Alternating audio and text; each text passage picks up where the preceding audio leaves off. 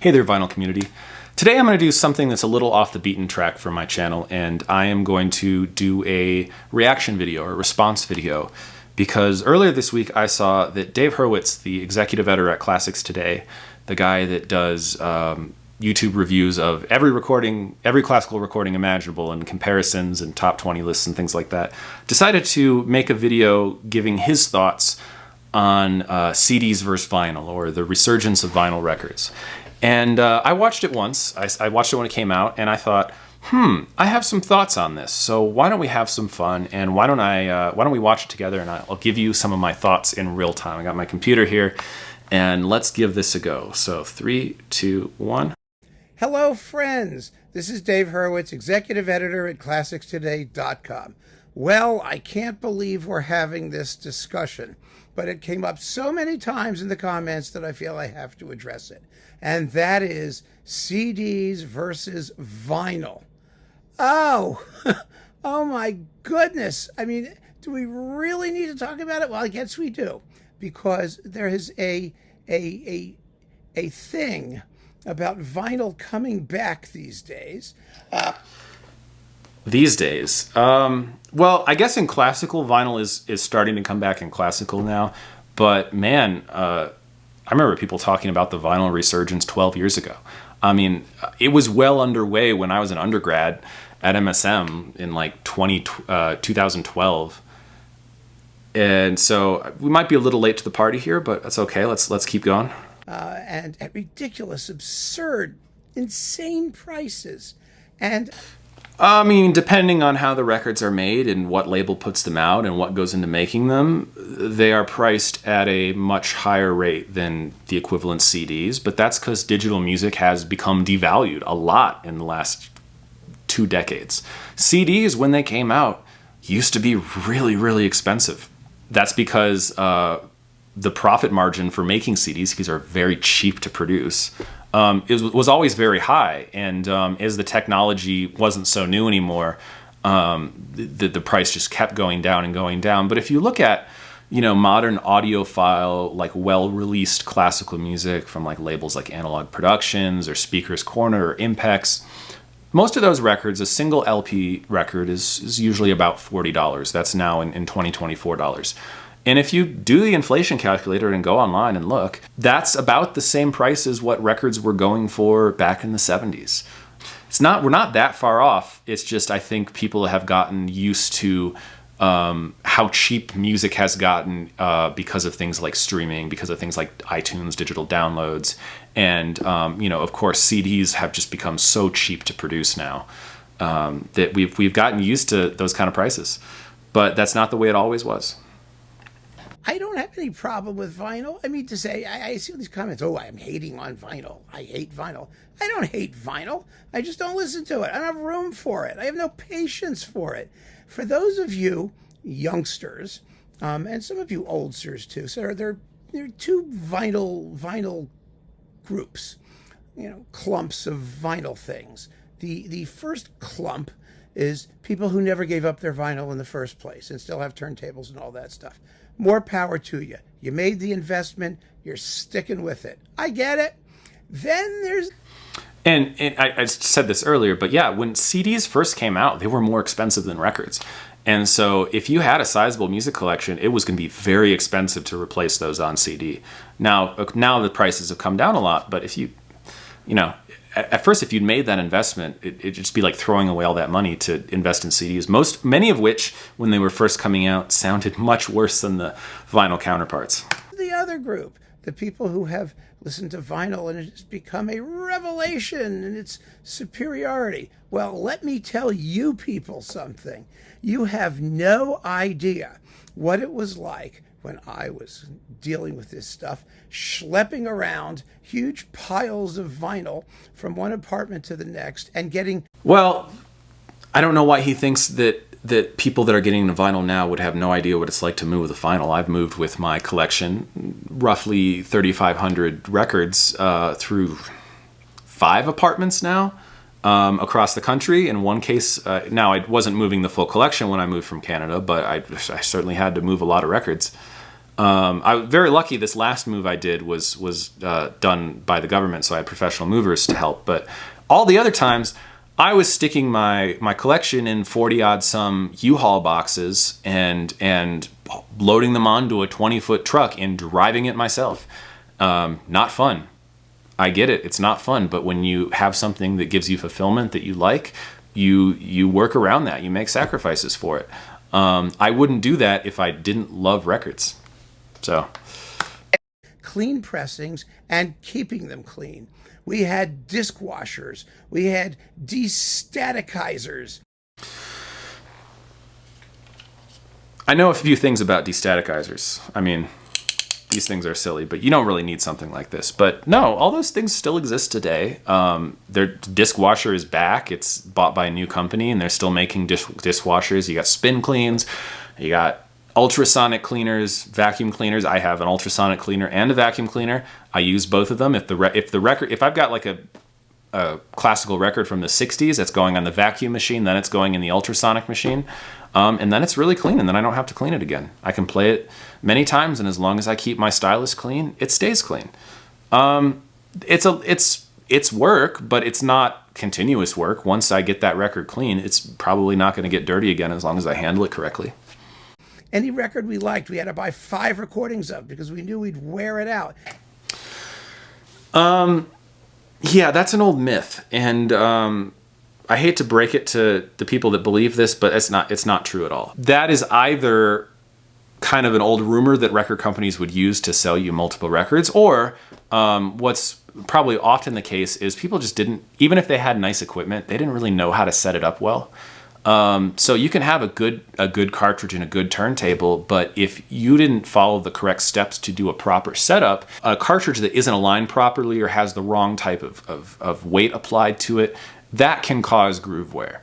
But playing a record normally does not cause any wear, and this has been debunked many times. There you can look at microscope analysis of the grooves of a vinyl record wall, or you can do audio tests. I've had I know some people that have done posted online this is a record after 1 play, this is a record after 50 plays. Can you hear the difference when the sound clips?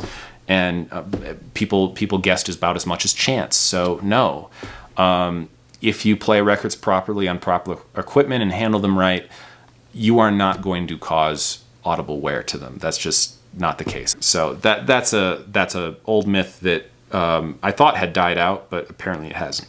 And I had high-end equipment at the time. He doesn't talk about what equipment he had, so I have no idea if he actually had high-end equipment. But again, it doesn't matter if you have high-end equipment. It's about following the proper steps to do a proper setup. Like what kind of alignment protractor are you using? What's the stylus rake angle? And it is a pain to do that. It takes a good hour or two to do a proper, thorough, in-depth setup. But then you set it and forget it. You don't have to do the setup again. It's set. Like I said, he doesn't talk about what equipment or what methods he used to set it up, so I have no idea. I don't know how to judge that statement, unfortunately. I mean, I did as much as I could afford. I spent, and it sounded just lovely. When CDs came out, they were a godsend because they played quietly. I still have some of my original CDs. They've lasted just as long as vinyl. Some people have said, oh, well, they're never going to last as long as vinyl. Well, let me put it to you this way. They last long enough.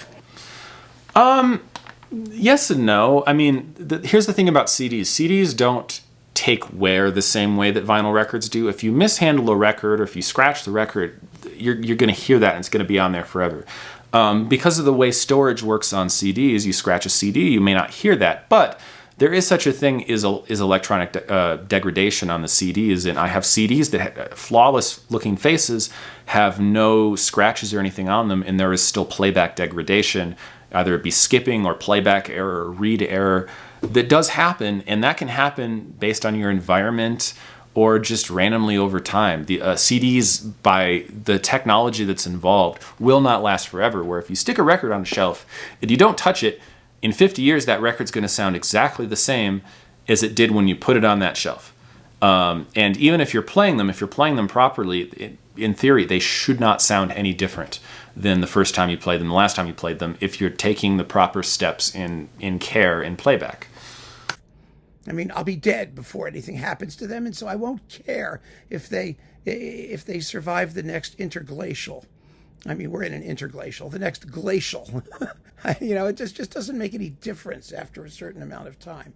They are much better. And preserving them in digital digibits, well, yes, there is universal entropy and proton decay, which may ultimately get rid of our digibits one by one. But again, by then we'll all be gone and the universe will be dead and frozen, or whatever's going to happen to it.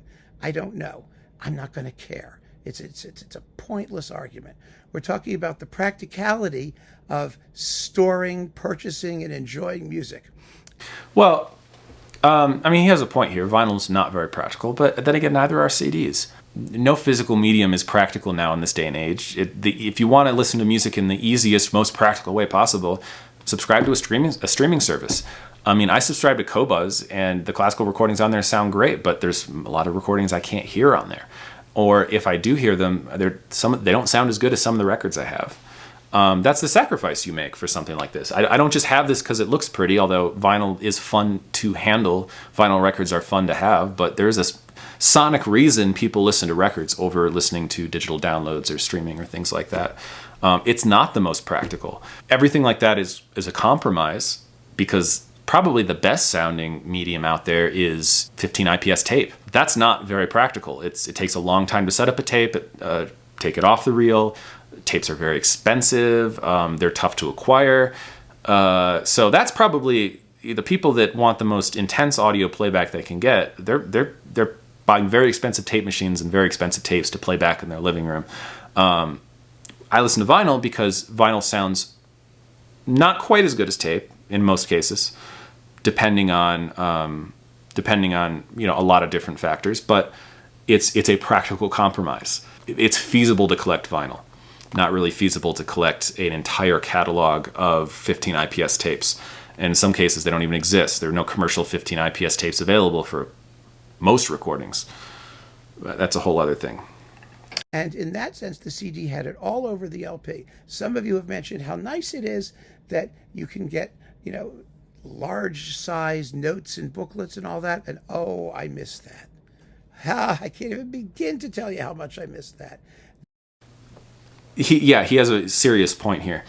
Some of the scholarship that was on, especially classical albums, some of the scholarship that was on the liner notes of classical LPs, especially when we're talking about early music, some of those are genuine scholarship. I have some of those Harnoncourt recordings, those Archive recordings for early music, some of the None Such stuff that had like diagrams and explanations of the reproductions of the early instruments they were using, or diagrams of the recording session, or biographical information on some of these composers that didn't always exist easily accessible elsewhere. And some of these liner notes were so good that I've actually cited them in scholarly papers because they're a great resource for niche information pertaining to recordings or composers or early music historiography or technique or things like that. And that is, not that hasn't really come back, because vinyl is much more niche now than it was back then. But that was one great thing about records that we definitely lost when CDs and their tiny little booklets that nobody read came out. And then now with streaming, you have none of that. You'll be lucky if the album on the stream has liner notes at all that you can read, or even credits at all. That was a wonderful thing.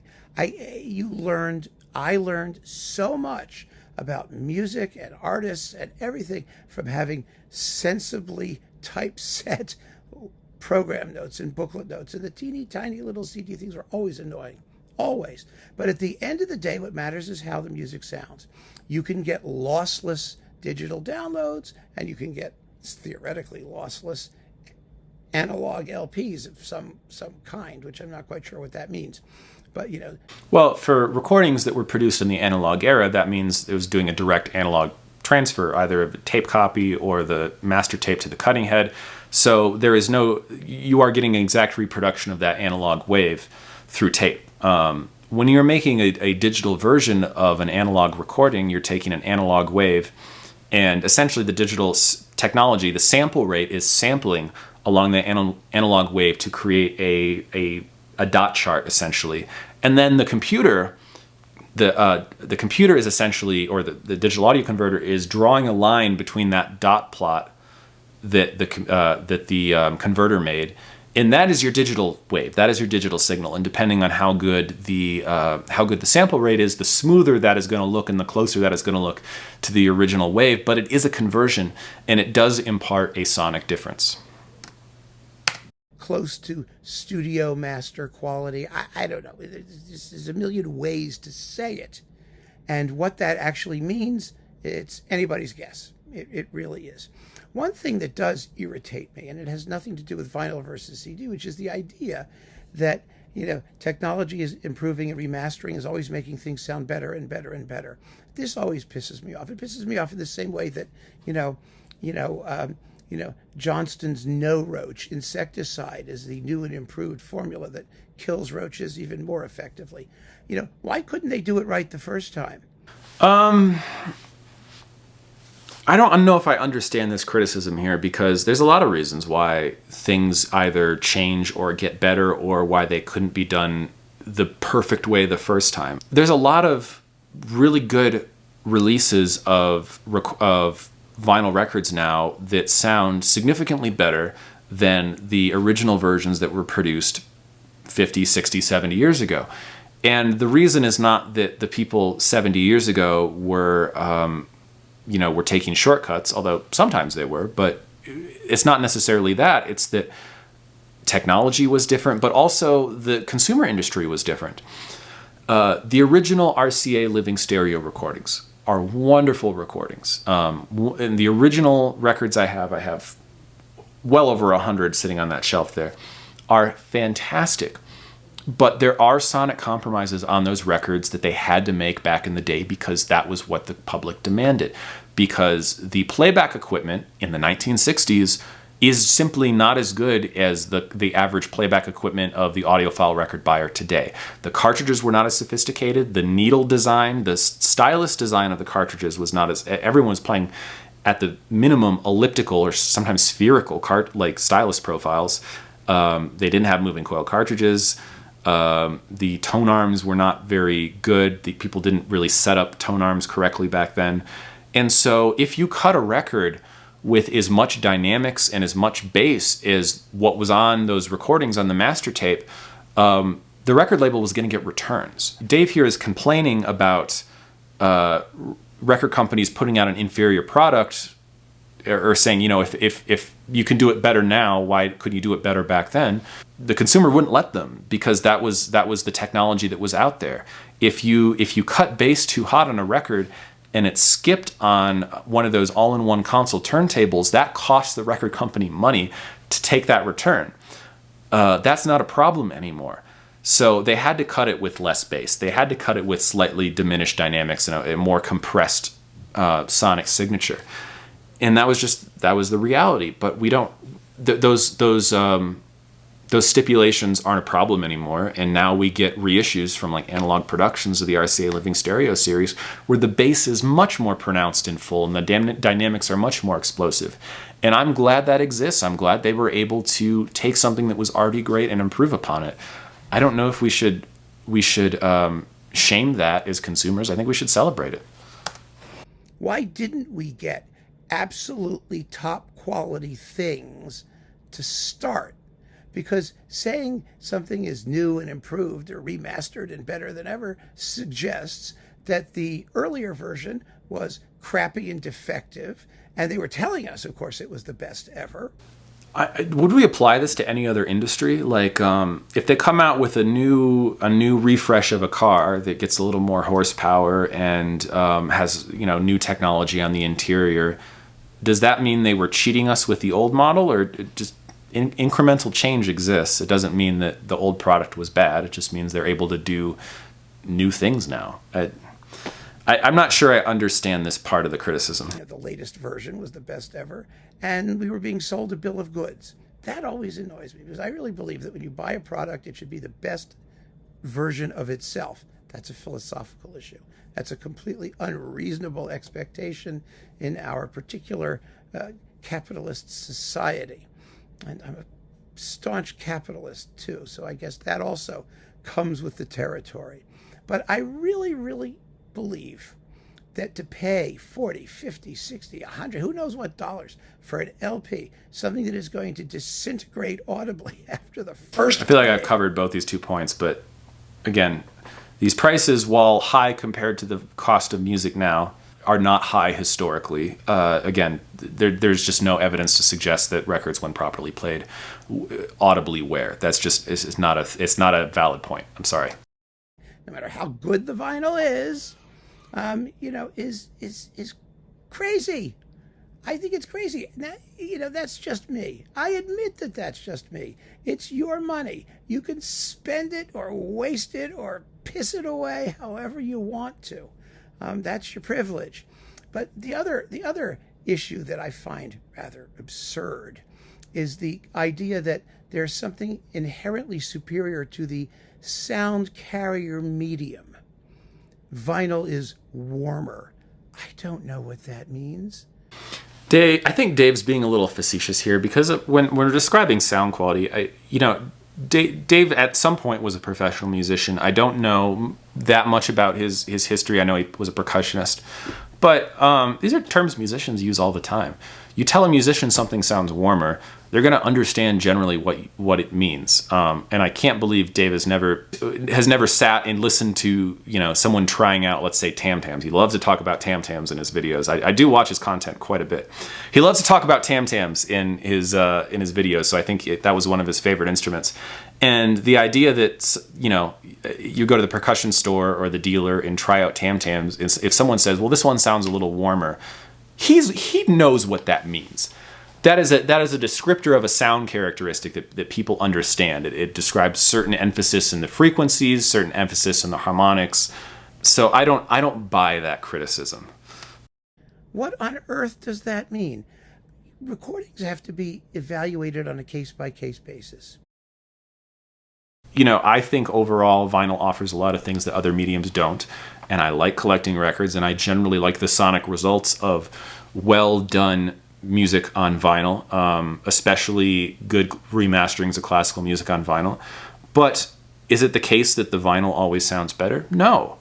I have a lot of CDs, SACDs, digital recordings that are amazing, and in many cases are superior to whatever vinyl versions are available. That doesn't mean that there aren't overall preferences, and that doesn't mean there aren't overall things that the medium can impart. I had vinyl recordings that sounded 100 times better than the CD. Nice. He's saying something very similar to what I was saying. It was the Georges Prêtre, Samson and Delilah by Saint-Saëns with John Vickers and Rita Gore. When EMI put that on CD, it sounded wretched. I mean, it may have been because the master tape had deteriorated. It may have been the way that they remastered it or what they did to it. I don't know. But for whatever reason, the first CD incarnation sounded much better than the remastered CD incarnation, and the LP sounded better than both. And that's the way it is with older recordings. And that's a common problem you hear about. Early digital technology was, it was a new medium, and they didn't always know how to master correctly for it. But also, another thing is, early digital audio converters were not great. That technology has improved substantially, and that's why you'll find that if you have digital remasterings of older recordings, the newer ones often sound a lot better than the stuff that was coming out in the 80s and the 90s, because those early digital audio converters could be rough. They could suck the life out of the music if you let them. Particularly. It depends which generation master they're using. Sometimes going back to the original master tape is not a good idea if they have not been well preserved. That's true. There are tapes. Sometimes going back to the tape is not possible because of deterioration or flaws in the tape. What we're finding is that a lot of the tapes from the 50s and 60s are in relatively good shape. And a lot of the master tapes from the 70s and 80s have actually not aged very well. There's a few reasons for this. Some of it is the materials that they were using. They switched to more synthetic materials as we got into the 70s, and those just haven't lasted as long. But also, they were recording tape with a lot more tracks on it. early tape masters were 1, 2, 3, 4-track masters. So the number of tracks crammed onto a tape also has something to do with how easy it is to remaster from nowadays. Anyway, let's go on. So again, it's a case-by-case thing. And I have no skin in the game either way. I'm not here to promote CDs or to promote vinyl. I can only say what I personally do and what I personally enjoy, which may not be what you do and enjoy. And I respect that totally. I don't hate vinyl. I just think that the fact that we're having this discussion now is an indication of how insane this business really is. At the time the compact discs came out, you may recall, some of you will recall, LPs were being produced by direct metal mastering. They used to have DMM stickers. And some people lamented, and I understood this, that it was really a shame that CDs replaced the LP just when the technology to produce LPs had become more reliable and better and quieter and higher end than ever before. I don't think I've ever heard someone that's a vinyl listener praising DMM. No, don't get me wrong. There are some benefits to direct metal mastering, but in a lot of instances, recordings that were done originally using traditional methods and then using DMM, the DMM almost never sounds better.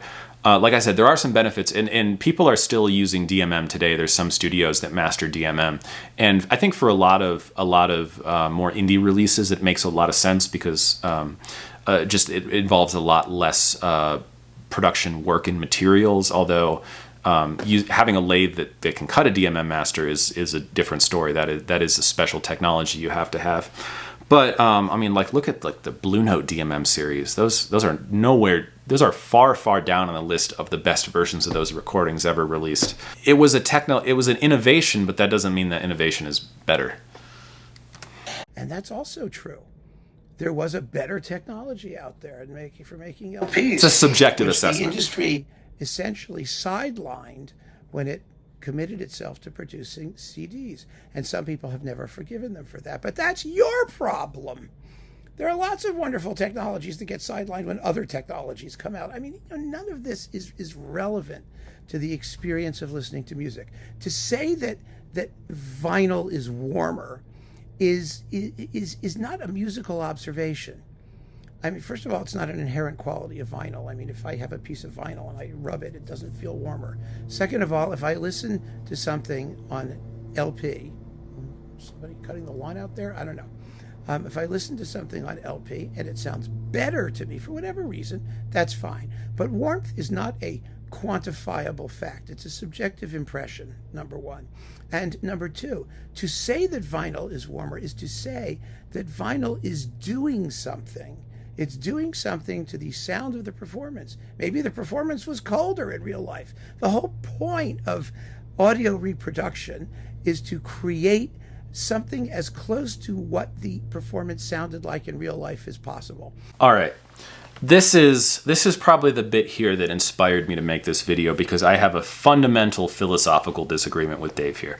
I strongly disagree with this way of looking at recorded music, because the idea that the recording is imparting a portrait of the experience in the recording session, and that we want to get as close to the sound of what it sounded like to the people playing in the recording setup as possible, is just that's not really an accurate portrayal of how recordings are done and what the goals of recording are, or what the goals of listeners are. That may be true for live recordings, but that's not really what we're talking about here.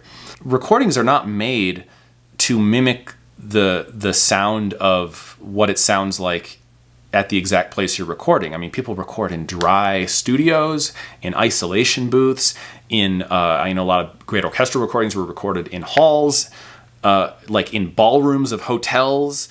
It probably didn't sound good to the bare ear in some of those spaces, but things were done in the studio through mastering or various tricks to create the illusion to the consumer, to the listener, that they were listening to a live performance in whatever space that live performance was supposed to be taking place in. For an orchestra, I want to hear the sound of the symphony orchestra like I'm sitting in the concert hall. And the stuff that's coming into the microphones is not necessarily the same thing as what the audience is hearing 30 rows back with all the different reverberations of the hall and all the characteristics of the hall. Or oftentimes symphony orchestras don't record in the same place that they perform. Or if you're doing a chamber recording and you're recording in a special studio, the goal is to make it sound like an experience of listening to live music. It's not to accurately represent everything that was going on in the studio. That's not the goal of people when they record, or at least it usually isn't, or it shouldn't be. The same thing goes for like rock and roll bands. I mean, Black Sabbath, when they're making their records, they're trying to give you the experience of listening to Black Sabbath as an audience member at a concert. They're not trying to give you the experience of listening to Black Sabbath where all the members are in different isolation booths in the studio. No one wants to hear that. They're playing to the pre-recorded tracks. That's not what a recording is trying to capture, and that's not what people that buy recordings are trying to experience. I mean, maybe some are, but the whole reason for the audiophile craze is to recreate the sensation of listening to live music. At least that's what I always talk about. The reason I do all this is because I want to, in my home, experience the sensation of what it's like to listen live. That's what I strive for. And that's why I've always said audio is an illusion. It is not an accurate representation of anything other than an illusion of what the various artists involved want you to hear. And so if a medium or a piece of equipment or something is imparting to you a greater sensation of experiencing something like it would be live, that's all that matters. If it sounds more convincing to you, that's what matters. So if vinyl or CDs notice it's kind of funny, he doesn't talk about CDs imparting sound, but they do have their own sound, and so does various digital audio converters. Those things are changing the sound, the medium of vinyl records changes the sound, different equipment changes the sound. All that matters is it more convincing to you, the listener? That's what matters. So I don't buy into this philosophy at all, or like there's this static thing that is the objectively what it sounded like. Any deviation from that is a lie. All audio is a lie. There's not a live musician playing right in front of you. It's a recreation. So I have a fundamental disagreement there, but I won't labor on this point. Something as close to what the performance sounded like in real life as possible. And if vinyl is applying a sheen of warmth to all of music, then that's actually an indictment. It's an indictment because it's changing the sound of what we actually heard. And it may be doing it for good, it may be doing it for ill. Lots of vinyl recordings sounded hollow and awful. I mean, I'll give you another example. A lot of the original Columbia, the U.S. Columbia, like the Bernstein and Ormandy recordings, yeah, they did sound hollow for sure. Another example that went in the other direction. Carion's Bruckner 7th on Warner. The vinyl recordings were practically unlistenable. It was coupled on a 3 LP thing with the 4th Symphony. Those were the most echoey, swimmy, blurry, ill-focused recordings I've ever heard in my life. They could only have been improved by being issued on CD. It's kind of funny that he brings that up because I haven't heard that particular recording, but a lot of those old Carion recordings did sound that way, and a lot of the CD masterings later did improve upon that. But you know what improved upon it even more? The new vinyl reissues that are coming out of those recordings now. This giant, heavy Bruckner box set with Carion in Berlin that was mastered by Emil Berliner Studios and cut using a passive 8-track mixdown from the original 8-track master tapes, sounds incredible. And I would bet money that it beats the hell out of any CD version that's ever been issued. And if someone wants to take me up on that bet, come over and we'll listen to some Bruckner for an afternoon. They were, except for the fact that in the finale of the Bruckner 7th, there was 4 bars missing from the second subject because it's a bunch of 4-bar or 8-bar phrases that all are 8 bars missing. That's a bunch of Dave does know his stuff. I'll give him that. He knows his stuff. And so they just left one out. I think it's bad. When it comes to the music and the performance, maybe it is. When it comes to the music and the performance, he knows a lot. He's listened to a lot of recordings, and he knows the piece as well. So when he's talking about stuff he knows a lot about, he's on point. The bottom line is there were an enormous number of recordings that were hugely improved by being issued on CD. Klemperer's Beethoven cycle. Oh my God, what an improvement by being able to hear that stuff on compact disc. Sometimes, the local companies like Angel in the United States released horrible sounding pressing. Yeah, the U.S. Angels were bad, but the original Columbia EMIs were fantastic, and this one I haven't done an A/B comparison, but I have a hard time believing that a CD master would beat the original silver label or even the red semicircle label UK Columbia of those Klemperer Beethoven recordings. I have a couple of them. I know I have number 5, and it sounds gorgeous. It's not a perfect recording by any means, but it's a gorgeous sounding recording. Whereas the EMI recordings from England were a higher quality vinyl. They sounded much better. They were built to last. But even those, we were running around spending double the price for British imports on better quality vinyl. And after 2 or 3 listings, you were getting out your anti-static stuff and your disc washer and all this stuff to try and clean them up and get rid of the pops and clicks and all of it. You're getting pops and clicks from handling the records poorly. I don't magically get pops and clicks once I'm done playing the record. I store it back in the correct sleeve and don't get my hands all over it. I can't tell if Dave is repeating kind of these things that have been said a lot over time, or if this was actually his experience with vinyl. It leads me to believe there's something wrong with either the way he was handling his records or something to do with either his playback equipment or the setup of his playback equipment, if he was getting this kind of audible experience from vinyl. And all of that nonsense. So everything has its pluses and its minuses. Everything does. I did notice something. He's kind of qualifying a lot of what he's saying here, talking about everything has its pluses and its minuses, but he hasn't really mentioned any of the minuses of digital or CDs. And I agree, there are pluses and minuses to everything. CDs are more convenient. They're much cheaper. There's less stipulations on handling CDs. Digital downloads are much easier. Streaming is much cheaper. And some of that sounds good, but a lot of it doesn't. And he hasn't really talked about any of the cons of CDs in this. He's trying to sound like he's impartial, but he's only talking about the cons of one medium. I find that kind of interesting. But the bottom line, my dear, dear friends, is there is no such thing as a superior sound carrier medium in every instance. Is that a statement I can get behind?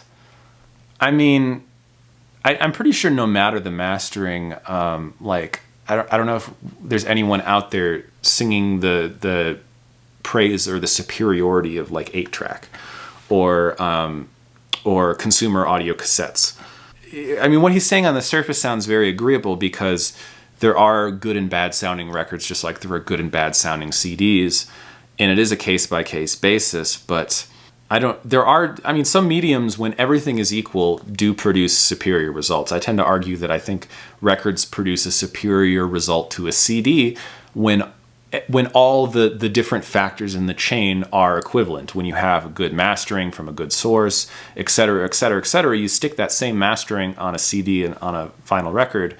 Vinyl records and CDs do require slightly different choices when mastering, but again, if you stick the same quality on both, I think you are going to get a different result, and I think in most cases the record is going to sound better. So I get what he's saying. It's a case-by-case basis, but that doesn't mean all mediums are equal. You have to listen to each recording, take it as it comes, and I guarantee that you folks who are saying vinyl superior, have not made A/B comparisons. I have made A/B comparisons. I don't. Let's keep going. But I've made comparisons of many different masterings of different recordings on different mediums. I've done that. I've done articles doing that. Of all of your recordings in their vinyl. No, I haven't done it of all of my recordings, but okay. And otherwise digital or lossless or streaming or whatever there is out there now, SACD remasterings, Blu-ray, you name it, you haven't done it. It's not possible. It doesn't make any sense to do it. I'm not suggesting you should do it. What I am suggesting is that these generalizations are useless. Absolutely useless and worthless and silly and a waste of time. And that's why I don't talk about my audio equipment or audiophile things generally, because it has nothing to do with music and everything to do with all kinds of insanity that I am not prepared to get into. Well, here's the thing, though. In Dave's reviews, he does talk about sound quality. And it's very interesting that he won't talk about his audio equipment, and he doesn't have any. He says he doesn't talk about audiophile things. He doesn't have any interest in audiophile things. But if you're going to comment on the sound quality of a recording, that by definition is an audiophile thing. You just the experience of talking about sound quality, of sound reproduction, that is what makes it an audiophile topic. That is being an audiophile. I'm sorry to admit it. I know lots of self-proclaimed people say, I am not an audiophile, and then they'll go on to talk about sound quality. And I'm sorry, I hate to break it to you, but you're an audiophile. And I know it's hard to accept because it's a dirty word. But if you're going to comment on sound quality, these are important things to understand, especially if you're commenting on sound quality. I'm a member of the Hoffman forums, the Steve Hoffman forums, which is a forum run by a mastering engineer, Steve Hoffman. And there's a rule on that forum that you can talk about recordings all you want, but if you're going to comment on sound quality of a recording, you have to put your equipment in your profile, in your bio, because people have to have an idea of where you're coming from. And when you're making these comments about, well, this thing sounds like this, well, okay, well, like, what is the person listening on to have an idea of what they might be talking about with that? Yeah, I don't think I'm not going to give him that get out of jail free card, because he does talk about sound quality and he is talking in some ways about audio. So to say, well, audiophile stuff doesn't matter when you're commenting on audio matters, that's important. It is important, and you don't get to discount that, I don't think. So that is my position on the CD versus vinyl current controversy. And like I said, I'm just gobsmacked that we're actually having this discussion at all. It's pointless, absolutely pointless. So keep on listening. I mean, it might be pointless to him. I don't think it's pointless. I think there's a lot of merit to talking about what sounds more convincing to the listener, what produces a more convincing experience in audio, whether that be talking about the recordings or the equipment or various other things. So it might not be important to Dave, and in listening to Dave's reviews, it's generally not what he focuses on. He talks about a lot of times performance, and he knows a lot about that, and I give him a lot of credit for that. He listens to more performances of different recordings than I think anyone on earth does. And he has a lot of knowledge, and I enjoy his videos a lot. I still watch them regularly because it's interesting to hear what he thinks about various recordings, even if I don't always agree with him on performances or recordings. He backs up what he's saying a lot of times with a lot of knowledge about various performances and techniques and things like that. So normally I'm a big fan. I had a lot I disagreed with in this video, but that's okay. We're allowed to disagree. And I'm going to give a link to Dave's channel down in the description because I think he is generally a wealth of information. But definitely some stuff I disagreed with in this. And so I wanted to share my thoughts with all of you so that I had my say in this whole, I guess, controversy. Is it a controversy? I'm not sure. But until next time, thank you all for watching, and cheers.